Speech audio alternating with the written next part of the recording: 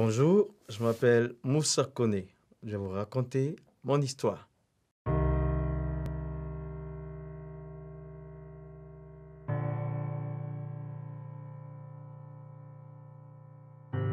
Mon père était un imam, mon grand-père était un imam, et moi j'ai été imam pendant 10 ans. J'étais l'assistant de mon père, qui était un missionnaire de l'islam. Et c'est lui qui m'a formé, m'a enseigné le Coran, et j'ai fini de lire les 114 chapitres pendant 5 ans, et on est revenu pour faire le tafsir, le sens de chaque mot, pendant 5 autres années. Et donc, mon père était pour moi un héros, je voulais lui ressembler, être un imam comme mon père, être un imam comme mon grand-père.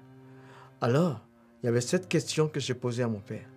Pendant que nous lisons le Coran, si la mort intervient, est-ce que nous allons partir au paradis? Et là, sa réponse a été, on ne peut pas le savoir pendant que nous sommes vivants. Parce qu'il y aura des balances qui seront érigées au jour du jugement et ça va peser les œuvres de chaque personne. Et donc, à cela, j'ai commencé moi-même mes propres recherches. Alors, je commence par la 100e sourate dans le Coran. À partir du verset 3, il dit « Inna lisan li rabihe la kanudun, wa innahu ala zalika la shahidun, wa innahu li hubli khairi la shadidun. » C'est-à-dire, l'homme est ingrat envers son Seigneur et il est témoin de son ingratitude. Le Coran veut dire que tous sont pécheurs, tous les humains pêchent. Après la 101e sourate dit « Fa'amaman sakulati mawazinuhu fahuwa fi shati radiyati, wa amaman kafati mawazinuhu fa'umuhu khawiyati, wa ma adirika ma khiyaha naru khamiyat. » C'est-à-dire, si tes œuvres bonnes surpassent les péchés, tu vas au paradis, mais si c'est l'inverse, tu vas en enfer. Alors je commençais à réfléchir.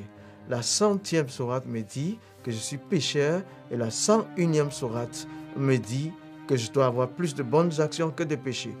J'avais 35 ans, je ne connaissais pas le nombre de mes actions, ni bonnes ni mauvaises. Logiquement, je ne pouvais pas savoir mon séjour dans l'au-delà, ce qui m'attristait beaucoup.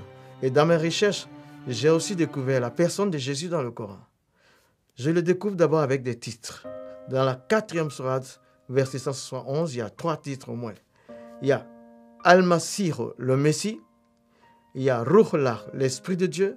Il y a Kalimatullah, la parole de Dieu. Je suis donc le Messie, la parole de Dieu, l'Esprit de Dieu. Ensuite, je découvre que Jésus n'a jamais péché. Il n'a pas péché dans le Coran. Mais par contre, j'ai découvert les péchés des autres prophètes. Alors, le prophète de l'islam, 48e sourate, versets 1 et 2. Il dit, Allah lui dit, nous t'accordons la victoire pour te prouver que nous pardonnons tes péchés. Je dis, mais lui aussi, il a péché, mais Jésus, jamais. Il n'a pas péché. La 19e sourate dit, un enfant saint, sans péché, à sa naissance, un enfant saint, ça veut dire sans péché. Alors, je découvre après que Jésus a été crucifié, mais la sourate 4 d'abord, au verset 156 et 158, rejette la crucifixion de Jésus. Et ces versets disent que quelqu'un d'autre a été crucifié à sa place. Mais par contre, la 3e sourate, le verset 55, un dialogue entre Allah et son prophète Jésus, dans le Coran, il dit « Izikalallah » Allah dit « Ya Isa, toi Jésus, inni mutawafika, je te fais mourir, wa rafiuka, et je te lève à moi. Inni mutawafika, je te fais mourir, wa rafiuka, je te lève à moi. » Il dit, quand un mort est élevé, c'est qu'il est ressuscité. Les deux verbes, mourir et ressusciter et élever, sont collés par une conjonction. Ça veut dire Jésus est mort et ressuscité. Mais moi, je voulais savoir de quelle mort il est mort. Et je prends donc le verbe qui a été traduit en français, mourir. Tawafa est le verbe là. Tawafa, la première interprétation donne mort violente. La crucifixion est une mort violente. Deuxième interprétation, mourir pour atteindre un but. C'était le cas pour la crucifixion. La troisième interprétation, c'est mourir pour payer une dette. Ce qui veut dire la crucifixion. Donc j'ai compris que Jésus est mort par crucifixion et ressuscité. Maintenant, après tout ça, j'avais une décision à prendre. Je suis allé donc dans ma cabine, sachant que je ne pouvais pas de moi-même, je ne voulais pas quitter l'islam, mais je n'étais pas sauvé dans l'islam, dans le Coran. Donc, j'ai vu Jésus qui est au-dessus des autres. En ce moment-là, je devais prendre une décision. Mais j'ai interrogé Dieu. Je dis, je suis le 14e imam depuis la génération de mon père. Et là, je sens que je ne suis pas sauvé. Je ne peux pas continuer à prier comme musulman, mais je ne peux pas devenir chrétien aussi. Comme tu es Dieu, décide ce que tu veux. C'est en ce moment-là que, dans ma cabine, j'avais éteint la lumière. Et pendant que je m'apprêtais à dormir, il y a eu une autre lumière qui s'est faite et une personne était présente avec moi dans le bateau. Et cette personne m'a juste dit, Moussa, tu as toutes les informations que tu veux. Prends ta propre décision. Et puis, il n'y avait plus de lumière, c'était les ténèbres. De nouveau, je l'ai cherché, je ne l'ai pas revu.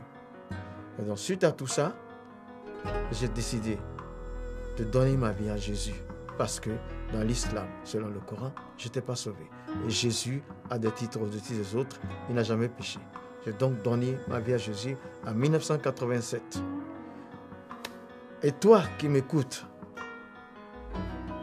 quel que soit le pays dans lequel tu te trouves, là, quel que soit ton nom, un seul chemin pour aller au ciel, c'est Jésus. Il dit, Anna, moi, Hoa, je suis, Tariq, le chemin, Wal Haq, la vérité, Wal Hayat, la vie, Leza Ahad, pas un seul.